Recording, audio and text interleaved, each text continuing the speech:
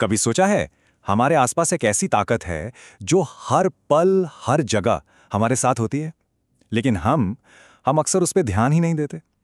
ये एक ऐसा अनदेखा बल है जो सच में हमारी दुनिया को चलाता है। अच्छा, एक सीधा सा सवाल है। जब हम चलते हैं या बस खड़े भी रहते हैं तो कोई चीज है जो हमें जमीन पर टिकाए रखती है ना? हम हर समय बस फिसलते क्यों नहीं रहते? जवाब बस एक शब्द है, घर्षण। जी हां, यही फोर्स है जो हमारी रोजमर्रा की जिंदगी को मुमकिन बनाता है। तो ठीक है, चलिए थोड़ा और गहरा उतरते हैं इसमें। आइए समझते हैं कि ये अदृश्य प्रतिरोध, ये फोर्स आखिर है क्या और ये काम कैसे करता है। अगर इसे सीधे सीधे समझें तो घर्षण एक ऐसा फोर्स है जो मोशन यानी गति को रोकता है। कब? जब दो सतहें एक दूसरे के संपर्क में आती हैं और रगड़ खाती हैं। जैसे जब हम जमीन पर चलते हैं या किसी मेज पर रखी किताब को धकेलते हैं, तो हम असल में घर्षण को ही महसूस कर रहे होते हैं। अच्छा, यहाँ एक मजेदार बात यह है कि घर्षण हमेशा एक जैसा नहीं होता।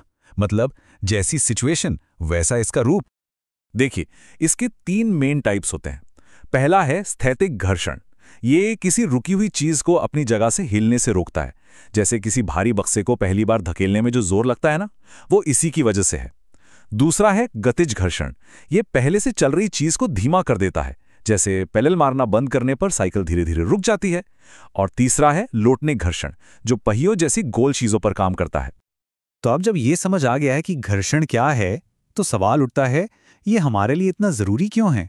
ये सिर्फ फिजिक्स का कोई कॉन्सेप्ट नहीं है, ये तो जीने के लिए जरूरी है।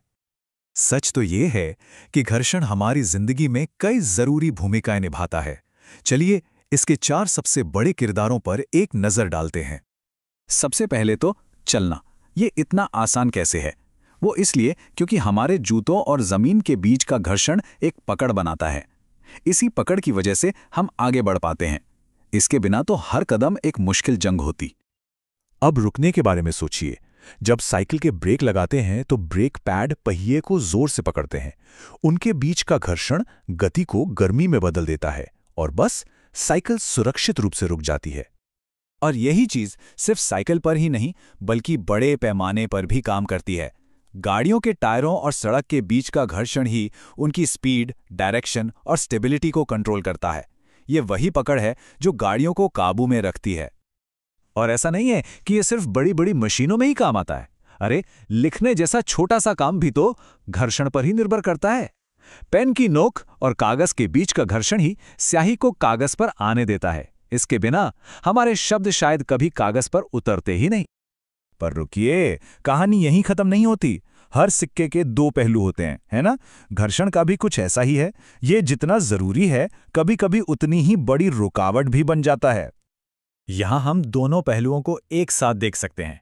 एक तरफ घर्षण ब्रेक लगाने और चलने में हमारी मदद करता है, तो ये हो गया मददगार।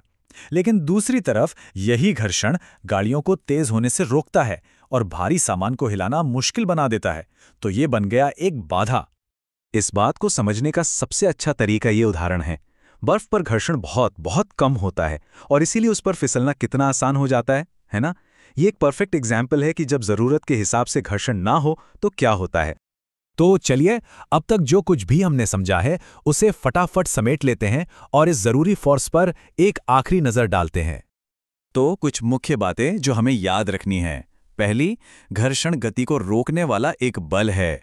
दूसरी, इसके 3 मेन टाइप्स हैं। तीसरी, यह हमारे रोज के कामों जैसे चलना, गाड़ी चलाना और यहाँ तक कि लिखने के लिए भी बेहद जरूरी है।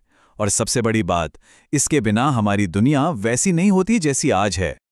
तो अगली बार जब चल रहे हों या कुछ लिख रहे हों या किसी गाड़ी को रुकते हुए देखें, तो उस अनदेखे बल के बारे में एक पल के लिए जरूर सोचिएगा, जो ये सब मुमकिन बना रहा है। अब जब इसका राज पता चली गया है, तो आज ये जरूरी फोर्स कहाँ कहाँ काम करता नजर आएगा।